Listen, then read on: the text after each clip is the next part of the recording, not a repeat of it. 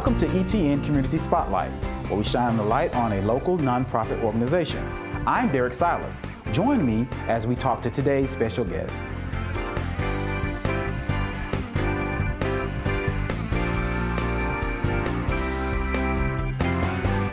When I think of Kiwanis, one thing that really comes to mind is quality of life. Casey, tell me about the mission and purpose of Enid Kiwanis Club and how it all got started in the Enid community. Well, the Enid Kiwanis Club is a part of the bigger scheme, which is the Kiwanis International. Enid Kiwanis was formed, I believe, in 1920, and then we are still a vibrant little organization that consists here in Enid, that is here in Enid. And we have a group of about 40 people that are members right now in our local club. And our mission, not only internationally but locally, is to serve the children of the world, one community at a time. Okay. Now tell me about your role in the organization and how long have you been a member? I have been a member for a while. I think this is my 11th year as a member of Kiwanis Club. I was also a member of Key Club, which if your high school happened to have a Key Club, that is an arm or an extension of the Kiwanis family. So if you count those days, it's been a few years. Okay.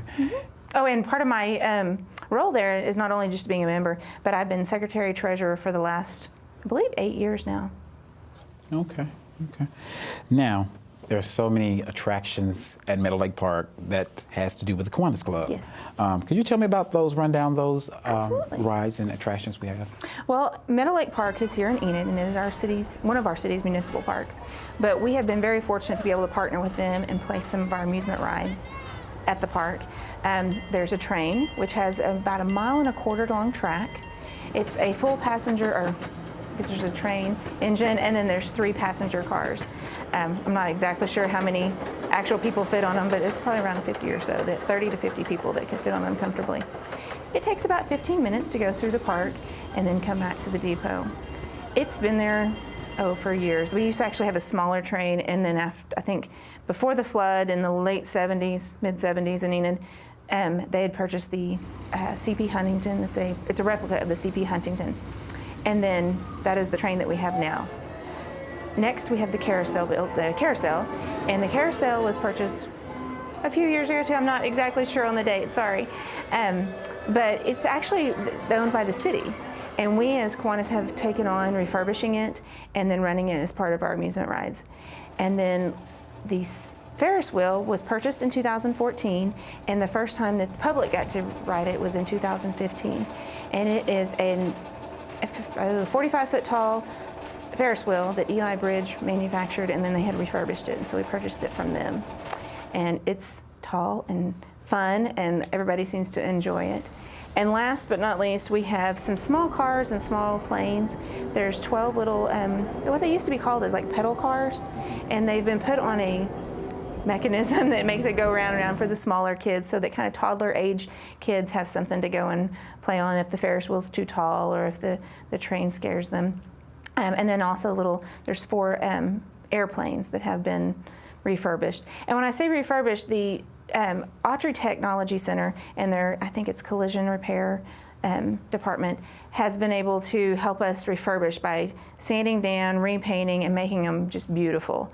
And they got to do all different designs. Some of them are Barbie cars for little girls, some are the police and fire department. We have Air Force, kind of things that depict Enid that the little kids can ride in the cars. And then of course the planes are kind of all decked out as far as for our military, and then some of them look like the old-time BC bombers, things of that nature. Okay. So now, out of the 5 attractions, can you tell me more so about the rules of the park as far as the attractions and I know you have to purchase tickets for each. Yes. Can you tell me how that goes? How many tickets for each ride, how much the cost of it and everything like that? Last year we implemented a ticket machine, and so that way we didn't have to have a ticket or a ticket person, on staff to be able to hand out or sell tickets. And so you'll buy your tickets at the ticket dispenser that's located on our train depot, and they're $1 a ticket. And then each attraction has a different ticket price. So you might have 2 tickets to a train ride, 2 tickets for a Ferris wheel ride, and then all the other rides are just 1 ticket, so $1 a piece. But you'll do that, and then some of the different rules is that we don't allow food or drink on any of our rides, just because things tend to spill, and we don't want to have everybody sitting in spilled Coke or, candy, things of that nature. So we ask that nobody eat or drink on our rides. And then we also have some height requirements. As we are inspected by the state every year, so there are lots of rules that go along with all of our amusement rides. Of course, when you're in the train, you can't have your arms flailing out and about, and you can't be standing or jumping off, things of that nature. There is no height requirements for the train because, of course, small children, even babies, can be held in their mother's laps or their father's laps. And then the Ferris wheel, though, you have to be a minimum of 36 inches tall. And between 36 and 48 inches, you have to be you have to go with your parent or a guardian. And then if you're at least 48 inches or taller, you can ride by yourself. There's not necessarily a height requirement as well on the carousel.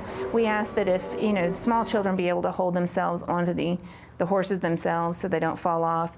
Sometimes we'll have, if a toddler is afraid, then we'll have a parent ride with them just to be able to stand next to the horse itself. As far as the small rides, the cars and the planes, it's again more of a toddler ride. If you get into probably up to 46 inches tall, you're going to probably not even fit in the small cars. So I wouldn't say there's a dead set hard number at this point, but again, they're kind of small, so they're more built towards the toddlers to give them some kind of a fun activity as well. Okay, let's go back to the ticket dispenser. Now, does it give change? How much, what bills does it take? Yes, it takes 1s, 5s, 10s, and 20s, but there are no change. So kind of whatever you get out, that's how many tickets you're going to get back out. Sometimes people are a little deceived by it because they'll put in a 20 and they'll see a button that says 5 and they'll hit the 5 and they'll get 20 tickets out. Well, because whatever you put in is whatever you're going to get back out. It does not offer any change. It's just a dollar for dollar type machine. Okay. Now, perhaps a person would like to volunteer on one of the rides or be an advocate for fundraising events. How can they go about doing that? We do have a Facebook page of Enid Kiwanis, so look us up on Facebook, or you can email us at enidkiwanis@live.com. We also meet as a club every month. We meet on the 2nd and the 4th Wednesdays of each month at the 4th floor of the convention hall for lunch and a speaker typically.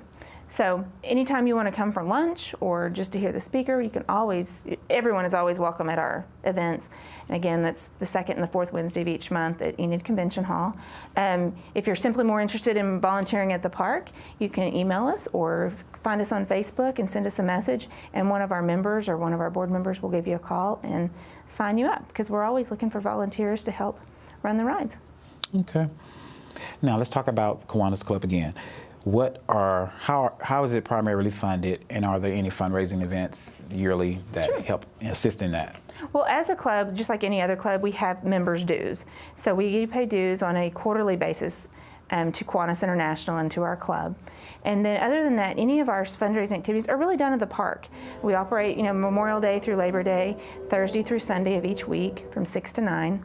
And all the proceeds that we derive from the park go either back into helping create more things at the park or to children's events within our community. So most of all of our money is just geared towards supporting children's events within our community, but we're a very fortunate club that the park is a pretty popular place. So that is kind of our only fundraising activity we have to do. Okay. Now, tell me, how do you feel the club has impacted the Enid community?